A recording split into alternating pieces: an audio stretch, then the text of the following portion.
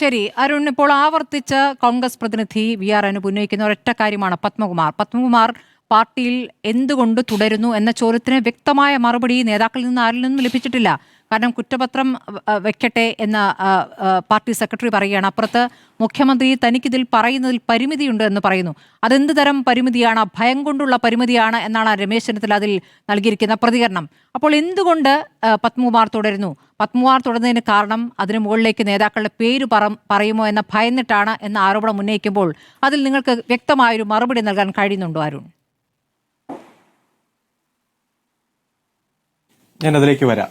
താങ്കൾ ആദ്യഘട്ടത്തിൽ ബഹുമാനപ്പെട്ട കോൺഗ്രസ് പ്രതിനിധിയോട് ചോദിച്ചു, ശ്രീ വി.ഡി. സതീശനും അതുപോലെ തന്നെ രമേശ് ചെന്നിത്തലയും ആരാണ് ആ വിദേശത്തെ കോടീശ്വരൻ എന്ന് പറഞ്ഞാൽ SITക്ക് അത് ഗുണപ്രദമാകും, കേസ് കൃത്യമായി മോണിറ്റർ ചെയ്യുന്ന ഹൈക്കോടതിക്ക് അത് കൃത്യമായിട്ട് ഗുണപ്രദമാകും, പ്രത്യേകിച്ച് ശബരിമലയെ സ്നേഹിക്കുന്ന മുഴുവൻ ഭക്തജനങ്ങൾക്കും കൃത്യമായി 1 മാസം 1.5 മാസമായിട്ട് അവരുടെ മുന്നിലുള്ള ചോദ്യത്തിന് മറുപടിയാകും.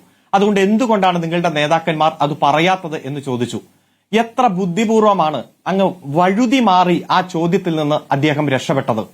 ഒരു ഉത്തരവാദിത്തപ്പെട്ട പൊതുപ്രവർത്തകനല്ലേ പ്രതിപക്ഷ നേതാവ്? മുൻ പ്രതിപക്ഷ നേതാവും ആ ഉത്തരവാദിത്തപ്പെട്ട പൊതുപ്രവർത്തകനല്ലേ?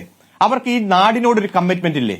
ശബരിമലയോടും ഇവിടുത്തെ നിയമ സംവിധാനത്തോടും അവർക്കൊരു കമ്മിറ്റ്മെന്റ് ഇല്ലേ?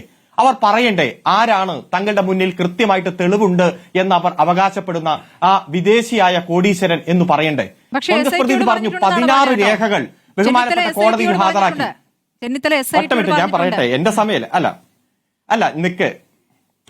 അല്ല താങ്കൾ അതിൽ ഇടപെടല്ലേ? ഇത് എന്റെ സമയമാണല്ലോ. 16 രേഖകൾ കോടതിയിൽ ഹാജരാക്കി എന്ന് പറയുന്നു. ആ 16 രേഖയിൽ ഏതെങ്കിലും ഒരു രേഖയൊന്ന് ഉയർത്തിപ്പിടിച്ചിട്ടതേ ഇന്നതാണ് ആ രേഖ, ഇന്നതിൽ ഇതാണ് കോടീശ്വരൻ എന്ന് പറയാനുള്ള ഉത്തരവാദിത്വം ഏറ്റവും ഉത്തരവാദിത്തപ്പെട്ട ഒരു രാഷ്ട്രീയ പാർട്ടിയുടെ പ്രതിനിധി എന്ന് അവകാശപ്പെടുന്ന ഈ കോൺഗ്രസ് പ്രതിനിധി കാണിക്കണ്ടേ? ഇപ്പോഴും അങ്ങ് ശൂന്യതയിൽ നിന്ന് സ്പെഷ്യൽ ഇൻവെസ്റ്റിഗേഷൻ ടീമിനെ വഴിതെറ്റിക്കുകയാണ് ഇവരുടെ ലക്ഷ്യം. അതായത് യഥാർത്ഥത്തിൽ കൃത്യമായി അന്വേഷണം നടത്തി തൊണ്ടി മുതലടക്കം കണ്ടെത്തി യഥാർത്ഥ പ്രതികളിലേക്ക് എത്തിച്ചേർന്ന് മുന്നേറുന്ന ഹൈക്കോടതി ഡിവിഷൻ ബെഞ്ച് വരെ തൃപ്തി രേഖപ്പെടുത്തിയ അന്വേഷണത്തെ വഴിതെറ്റിക്കണം. അതിനുവേണ്ടി ഒരു പുകമുറ സൃഷ്ടിക്കുന്നു. ഒന്ന്. രണ്ടാമത്തെ കാര്യം പറയുന്നത് ഹൈക്കോടതിയുടെ തന്നെ നിരീക്ഷണത്തിൽ SIT അല്ല CBI അന്വേഷിക്കട്ടെ. അത് ആര് തീരുമാനിക്കണം? എന്തുകൊണ്ട് രമേശ് ചെന്നിത്തലയോ വി.ഡി. സതീശനോ ഈ ഡിവിഷൻ ബെഞ്ചിന്റെ മുന്നിൽ ഒരു പെറ്റീഷനുമായിട്ട് ചെല്ലുന്നില്ല? ക്യാമറ, ജലമെട്രോ, ഫോൺ, ഈ കാര്യങ്ങളിലെല്ലാം ഇതേ ഹൈക്കോടതിയെ സമീപിച്ച ആളല്ലേ വി.ഡി. സതീശൻ? കേരളത്തിന്റെ ഗവൺമെന്റ് അല്ല SITയെ വച്ചത്. ഒരു തരത്തിലും കേരളത്തിലെ ഗവൺമെന്റിന് ഒരു റോളുമില്ല SITയുടെ മുന്നോട്ടുള്ള പോക്കിൽ. SITയെ വച്ചതും നിയന്ത്രിക്കുന്നതും ഹൈക്കോടതിയുടെ ഡിവിഷൻ ബെഞ്ചാണ്. എന്നാൽ ആ ഡിവിഷൻ ബെഞ്ചിൽ ഒരു പെറ്റീഷൻ കൊടുത്തുകൊണ്ട്, ഒരു ഇംപ്ലീഡിംഗ് പെറ്റീഷൻ കൊടുത്തുകൊണ്ട് ഹൈക്കോടതിയുടെ നിരീക്ഷണത്തിൽ തന്നെ CBI അന്വേഷിക്കണം എന്ന് പറയാൻ കോൺഗ്രസിന്റെ നേതാക്കന്മാർ എന്തുകൊണ്ട് തയ്യാറായിട്ടില്ല? അപ്പോൾ ഇവരുടെ ലക്ഷ്യം ഈ അന്വേഷണത്തെ അട്ടിമറിക്കുക എന്നതാണ്. ഇപ്പോൾ പോകുന്ന രീതിയിൽ പോകരുത്. മൂന്നാമത്തെ കാര്യം, ഇവിടെ കുറെ പറഞ്ഞല്ലോ സോണിയാഗാന്ധിയുടെ കൂടെ നിൽക്കുന്ന ഫോട്ടോ. ഞാനിത് പറഞ്ഞ് അവസാനിപ്പിക്കട്ടെ. ഇവര് 3 പേര് പറയുന്നത് ഞാൻ കേട്ടതല്ലേ? ഈ പോയിന്റിൽ നിന്ന് പോകുന്നതിന് മുമ്പ് ഞാൻ പറയാനാണ്, അല്ലെങ്കിൽ അത് എനിക്കും വിട്ടുപോകും. അതുകൊണ്ടാണ് അങ്ങീ പറഞ്ഞ ഡി മണിയിലേക്ക് എങ്ങനെയാണ് ഇപ്പോൾ SIT എത്തുന്നത്? ഡി മണിയുടെ വിവരം ആദ്യം ചെന്നിത്തലയ്ക്ക് കിട്ടുന്നു. ചെന്നിത്തല അത് വ്യവസായി പറഞ്ഞ് ചെന്നിത്തല അറിയുന്നു. ചെന്നിത്തലയും വ്യവസായി മൊഴി കൊടുക്കുന്നു. അതിന്റെ അടിസ്ഥാനത്തിലാണ് ഡി മണിയിലേക്ക് എത്തിയിരിക്കുന്നതെന്നേ. അവിടേക്ക് SIT എത്തിയതിലെ പ്രധാനപ്പെട്ട ചാലകശക്തി ആയിരിക്കുന്നപ്പോൾ രമേശ് ചെന്നിത്തലയാണ്. ഇനി ഈ പറഞ്ഞ 16 രേഖകൾ എന്ന് പറയുന്നത് കടകംപള്ളിയുമായി ബന്ധപ്പെട്ടാണ്, കടകംപള്ളിയുടെ മാനനഷ്ട കേസുമായി ബന്ധപ്പെട്ടാണ്. ഇനി അങ്ങേക്ക് പറയാം. ഞാൻ പറഞ്ഞത് ഏതു മണിയായാലും ഇപ്പൊ തങ്ങൾ ചർച്ച തുടങ്ങിയത് ഇൻട്രോയിൽ തന്നെ ആ മണിയല്ല ഈ മണി എന്ന് പറഞ്ഞു. എന്റെ ഫോൺ അവർ ഉപയോഗിച്ചു. ഏതു മണിയായിക്കോട്ടെ, പൊതുസമൂഹത്തിൽ ഞാൻ ഈ സമൂഹത്തിൽ ഉന്നയിച്ചത് ഇന്നതാണ്, ഇന്ന വ്യക്തിയാണ് എന്ന് പറയാനുള്ള ചങ്കുറ്റമില്ലെങ്കിൽ പിന്നെ എന്തു പ്രതിപക്ഷ നേതാവ്? ഏതു പക്ഷം എന്ന് പറഞ്ഞ് എല്ലാം എതിർക്കുന്ന പക്ഷമായിട്ട് കാര്യമില്ല. ഇന്നയാളാണെന്ന് പറയാൻ കഴിയണം. അതാണ് ഞാൻ സൂചിപ്പിച്ചത്. പിന്നെ ഒരു കാര്യം ഇവിടെ പറയുന്നുണ്ടല്ലോ, സോണിയാഗാന്ധിയുടെ ഫോട്ടോ വന്നാൽ അങ്ങനെ ഇങ്ങനെ. താങ്കൾ ഇപ്പൊ 2ാം ഘട്ടത്തിൽ അത് ചോദിച്ചു. എത്ര മോശമായിട്ടാണ് AI ഫോട്ടോ ഉപയോഗിച്ചുകൊണ്ട് തന്നെ മുഖ്യമന്ത്രി തോളത്ത് കൈവച്ചു, ചെവിയിൽ പോയി ഉമ്മ കൊടുത്തു, ചെവിയിൽ പോയി വർത്തമാനം പറഞ്ഞു എന്നെല്ലാം പറഞ്ഞ് ഉത്തരവാദിത്തപ്പെട്ട കോൺഗ്രസ് നേതാക്കന്മാർ തന്നെ മുൻപ് പറഞ്ഞ നുണയെ ഡിഫെൻഡ് ചെയ്തിറക്കുകയാണ്. ഒറ്റക്കാര്യം ഞാൻ ചോദിക്കട്ടെ, എന്താണ് അടൂർ പ്രകാശ് പറഞ്ഞത്? സോണിയാഗാന്ധിക്ക് പോറ്റിയുമായി അപ്പോയിന്റ്മെന്റ് എടുത്തു കൊടുത്ത് ഞാനല്ല. അപ്പോ സോണിയാഗാന്ധിക്ക് പോറ്റിയുമായി അപ്പോയിന്റ്മെന്റ് നേടാൻ മറ്റാരോ ഇടപെട്ടിട്ടുണ്ട്. പോറ്റി സോണിയാഗാന്ധിയെ കാണാൻ ചെന്നപ്പോൾ ഞാൻ കൂടെ പോയി എന്ന് മാത്രമാണ് അടൂർ പ്രകാശ് പറയുന്നത്. ഇന്ന് ആന്റണി എന്താ പറഞ്ഞേ? ഈ രാജ്യത്ത് വ്യത്യസ്ത തലത്തിലുള്ള നാനാജാതി മതസ്ഥിലുള്ള ആളുകൾ വരികയും അവരൊക്കെ കാണാൻ ശ്രമിക്കുകയും പലർക്കും അപ്പോയിന്റ്മെന്റ് കിട്ടുകയും ഒക്കെ ചെയ്യും. ഒന്ന് ആലോചിച്ച, ഇസഡ് കാറ്റഗറിയിലുള്ളതാ ഹേമന്ത വിശ്വ ശർമ്മയടക്കം ഈ രാജ്യത്തെ പല കോൺഗ്രസ് നേതാക്കന്മാരും ആ അപ്പോയിന്റ്മെന്റ് കിട്ടാത്തത് കൊണ്ട് കോൺഗ്രസിൽ നിന്ന് BJP ചേർന്ന രാജ്യം ഇത്. എന്നിട്ട് എന്താ പറഞ്ഞേ, ഞാൻ ഒരിക്കൽ സോണിയാഗാന്ധിയെ കാണാൻ അവിടെ എത്തുകയും അവിടെ കണ്ടിട്ട് ഇറങ്ങുന്ന സമയത്ത് ഇങ്ങനെ ഒരാൾ വന്നിരിക്കുന്നു, ഇതാരാണെന്ന് അറിയില്ല, കാരണം ഞാൻ അദ്ദേഹത്തെ പരിചയപ്പെട്ടിട്ടില്ല. അപ്പോ എവിടെ നിന്നോ ഏതോ ക്ഷേത്രത്തിൽ നിന്നും വന്നിട്ടുള്ള ആളെന്ന നിലയിൽ ഞാൻ അദ്ദേഹത്തിന്റെ ഒപ്പം നിന്ന് ഫോട്ടോ എടുത്തുന്ന, എവിടെ നിന്നോ ഏതോ ക്ഷേത്രത്തിൽ നിന്നും വന്നിട്ടില്ല. ഈ ഡിഫൻസ് ആര് വിശ്വസിക്കും? ഒറ്റ കാര്യം ചോദിക്കട്ടെ, ഇത് 2016 മുൻപല്ലേ ഈ ചിത്രം? ഒറ്റ ചിത്രം ഞാൻ പറഞ്ഞ് അവസാനിപ്പിക്കാം. എന്റെ പോയിന്റ് ഒന്ന് അവസാനിപ്പിച്ചോട്ടെ, എന്റെ പോയിന്റ് ഒന്ന് അവസാനിപ്പിച്ചോട്ടെ. ശരി, അവസാനിപ്പിക്കും. എന്റെ പോയിന്റ് ഒന്ന് അവസാനിപ്പിച്ചു. ഒന്ന്, സോണിയാഗാന്ധി UPIയുടെ ചെയർമാനായി പ്രവർത്തിക്കുമ്പോഴാണ് ഇത്തരത്തിൽ ഫോട്ടോ എടുത്തത് എന്ന് കോൺഗ്രസിന്റെ നേതാക്കന്മാർ തന്നെ അംഗീകരിക്കുന്നു. അതായത് അത് 2014 മുൻപാണ്. അപ്പൊ പോറ്റിയെ കയറ്റിയത് ആരാണ് എന്നുള്ള ചോദ്യത്തിന് കൃത്യമായ ഉത്തരം, പോറ്റിയെ കയറ്റിയത് കോൺഗ്രസ് ആണ്, പോറ്റിയെ ഇത്രയധികം വളർത്തിയത് കോൺഗ്രസ് ആണ്, ശബരിമലയിൽ ഇത്തരം സ്ഥാനം കൊടുത്തത് പ്രയാർ ഗോപാലകൃഷ്ണന്റെ കാലത്താണ്. അതുപോലെ തന്നെ ഈ ബന്ധം കാത്തുസൂക്ഷിച്ചു. ഏറ്റവും അവസാനം ഇപ്പൊ ലാസ്റ്റ് എന്താ അദ്ദേഹം നുണ പറഞ്ഞത്, മുഖ്യമന്ത്രിയുമായിട്ട് ഫോട്ടോ വന്നതിന് ശേഷമാണ് ഇതെന്ന്. ഒന്ന് ആലോചിച്ച് നോക്കിയേ, മുഖ്യമന്ത്രിയുമായിട്ട് ഫോട്ടോ വന്നത് ഇതാണ്. ഇതിന്റെ നോട്ടീസ് 2025 ഓഗസ്റ്റ് മാസം 20-ാം തീയതിയാണ്. ഇതിൽ ഒരു പോറ്റിയുടെ പേരില്ല, കൃത്യമായി ഭീമ ജ്വല്ലേഴ്സിന്റെ അതുപോലെ തന്നെ ഇവിടുത്തെ കൃത്യമായി DGPയുടെ അടക്കം ഫോട്ടോയും ഇതിലുണ്ട്. അതായത് DGP കേരളത്തിൽ സ്ഥാനമേറ്റത് 2025 ജൂലൈ മാസം 1-ാം തീയതിയാണ്. പ്രയാർ ഗോപാലകൃഷ്ണൻ മരണപ്പെട്ടത് 2024 ജൂൺ മാസം 4-ലാണ്.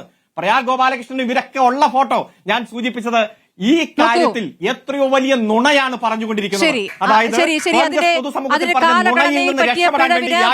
മറുപടി നൽകട്ടെ അരുൺ. പക്ഷേ ഞാൻ പറയട്ടെ, ഇത് വിശ്വാസവുമായി ബന്ധപ്പെട്ട ഒരു വിഷയമാണ്. ഈ പോറ്റി ശബരിമലയിലെ ഒരു പ്രധാനിയാണ് എന്ന് പറഞ്ഞ് അവിടെ എത്തുമ്പോൾ ഉറപ്പായിട്ടും കോൺഗ്രസ് ആയാലും അല്ലെങ്കിൽ മറ്റ് രാഷ്ട്രീയ പ്രവർത്തകരായാലും അയാൾക്കൊപ്പം ഫോട്ടോ നിൽക്കുന്നതിന് മടിക്കില്ല എന്നുള്ളത് നമ്മുടെ മുന്നിൽ യാഥാർത്ഥ്യമാണ്. ഇപ്പോൾ നമുക്കറിയാമല്ലോ, ഇതിൽ ആദ്യം മൊഴി നൽകിയ ജയറാം എന്ന നടൻ. ജയറാം പോറ്റിയെക്കുറിച്ച് എന്താണ് കരുതിയിരുന്നത്? ജയറാമിന്റെ അടുത്ത് പോറ്റി എങ്ങനെയാണ് എത്തിയത്? അപ്പോൾ ഇത് വിശ്വാസവുമായി ബന്ധപ്പെട്ടാണെന്നേ. ഈ അയ്യപ്പനോട് അടുത്ത് നിൽക്കുന്ന വ്യക്തി അവിടെ പ്രാർത്ഥനകൾ നടത്താൻ അവിടുത്തെ വിഗ്രഹങ്ങളുമായി എത്തുന്നു അല്ലെങ്കിൽ പാളിയുമായി എത്തുന്നു എന്ന് പറയുമ്പോൾ അതിനെ നമസ്കരിച്ചുകൊണ്ട് വിശ്വസിച്ച് പ്രാർത്ഥിക്കുന്നവരാണ് ബഹുഭൂരിപക്ഷവും. വിശ്വാസത്തെ മുതലെടുക്കുന്നത് ഈ രൂപത്തിലാണ്. അങ്ങനെ ഒരു മുതലെടുപ്പ് അവിടെ നടന്നിരിക്കുന്നു എന്നുള്ള കാര്യം സമ്മതിക്കുമ്പോൾ തന്നെ നിങ്ങളുടെ പാർട്ടിയിലെ ജില്ലാ കമ്മിറ്റി അംഗം ജയിലിലാണ്. അഡ്വക്കേറ്റ് അരുൺകുമാർ ജയിലിലായിരിക്കുന്നത് ഈ ശബരിമല സ്വർണ്ണക്കൊള്ളയിലെ ആസൂത്രകൻ എന്ന നിലയ്ക്കാണ്. ഇതുവരെ ജാമ്യാപേക്ഷ പരിഗണിച്ചിട്ടില്ല കോടതി എന്ന് മനസ്സിലാക്കണം. അപ്പോൾ രണ്ടും തമ്മിൽ എന്ത് താരതമ്യമാണ്? അപ്പോൾ നിങ്ങൾ ഈ വിഷയത്തിൽ കൂടുതൽ ഊന്നുമ്പോൾ അത് പരിഹാസ്യമാകുന്നുണ്ടായിരുന്നു. ഒറ്റ കാര്യം ഞാൻ അവസാനിപ്പിക്കാം. അങ്ങ് അവസാനം ചോദിച്ചല്ലോ കാര്യങ്ങള്. ഞങ്ങൾ എന്തുകൊണ്ടാണ് മുഖ്യമന്ത്രി പങ്കെടുത്ത് ഭീമ ജ്വല്ലേഴ്സിന്റെ ആംബുലൻസ് ഏറ്റുവാങ്ങുന്ന പോലീസിന് കൈമാറുന്ന ആ വീഡിയോ ഞങ്ങൾ നേരത്തെ പുറത്തുവിടാത്തത്? കാരണം ഒരു പൊതുപ്രവർത്തകർ എന്ന രൂപത്തിൽ ഒരു ചടങ്ങിൽ പങ്കെടുക്കുമ്പോൾ ഫോട്ടോ വരും, അത് ഞങ്ങൾക്ക് ബോധ്യമുണ്ട്. ഞങ്ങൾ ഒരു കാരണവശാൽ ഇന്നലെ വരെ അത് പുറത്തുവിട്ടിട്ടില്ലല്ലോ. കള്ളത്തെളിവുണ്ടാക്കി കോൺഗ്രസിന്റെ മുതിർന്ന നേതാക്കന്മാർ രംഗത്ത് വരുന്നു. ഇതുവരെ പറഞ്ഞ നുണയെ സാധൂകരിക്കാൻ കള്ളത്തെളിവുണ്ടാക്കുന്നു. അത് പൊതുസമൂഹത്തിൽ ജനങ്ങളെ അടക്കം സംശയമുണ്ടായപ്പോഴാണ് ഞങ്ങൾ ആ വീഡിയോ പുറത്തുവിട്ടത്. സോണിയാഗാന്ധിക്കൊപ്പം നിൽക്കുന്ന ഫോട്ടോ വെച്ച് ഞങ്ങൾ ഒരിക്കലും സോണിയാഗാന്ധി അങ്ങനെ ഇങ്ങനെയൊന്നും ഞങ്ങൾ പറഞ്ഞിട്ടില്ല.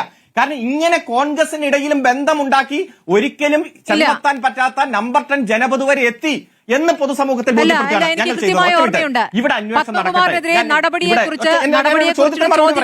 ഘട്ടത്തിലാണ് നിങ്ങൾ ഈ സോണിയാഗാന്ധിയുടെ കയ്യിൽ ചരട് കെട്ടിയ വാദത്തിലേക്ക് എത്തി. അതിൽ ഊന്നുന്ന രൂപത്തിൽ ഒരു പ്രത്യേക സമയത്ത് നിങ്ങൾ ആവർത്തിച്ചു വരികയായിരുന്നു. അതിനു മുമ്പ് അത് പറഞ്ഞിരുന്നില്ല.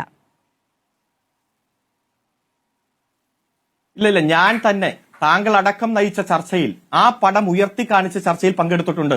ഞങ്ങളുടെ പ്രതിനിധികളെല്ലാം അത് ചെയ്തിട്ടുണ്ട്. പക്ഷെ ഞങ്ങളത് ഇങ്ങനെ തെറ്റായ ആരോപണങ്ങൾ ഉന്നയിച്ച് ചർച്ച ഡൈവേർട്ട് ചെയ്തു പോകുമ്പോൾ ഇങ്ങനെയും സാഹചര്യങ്ങളുണ്ട് എന്ന് ബോധ്യപ്പെടുത്താൻ, അല്ലാതെ ഇതിൽ ഇന്നയാള് അക്യൂസേഷൻ എന്ന രൂപത്തിലല്ല. ഇവിടെ എല്ലാ ഘട്ടത്തിലും കോൺഗ്രസ് യഥാർത്ഥ അന്വേഷണത്തെ തകർക്കാൻ ശ്രമിക്കുകയാണ്. യഥാർത്ഥ അന്വേഷണത്തെ തകർക്കാൻ വേണ്ടി കള്ള തെളിവുകൾ ഉണ്ടാക്കുകയാണ്, വ്യാജമായ ആരോപണങ്ങൾ ഉന്നയിക്കുകയാണ്. എന്നിട്ട് അവര് തന്നെ തെന്നിമാറി പോകുന്ന ഒരു സാഹചര്യം കാണുന്നു. സത്യം പുറത്തു വരും. SIT ആണ് ഇവിടെ പത്മകുമാറിനെ പ്രതിപട്ടികയിൽപ്പെടുത്തിയിരിക്കുന്നത്, ജയിലിലാക്കിയിരിക്കുന്നത്. ജാമ്യം കിട്ടാതെ അയാൾ ഇപ്പോഴും ജയിലിലാണ്. അയാൾ നിങ്ങളുടെ പാർട്ടി ജില്ലാ കമ്മിറ്റി അംഗമായി തുടരുന്നു. അരുൺകുമാർ, അതിന് നിങ്ങളുടെ ഭാഗത്തുനിന്ന് കൃത്യമായ മറുപടിയില്ല.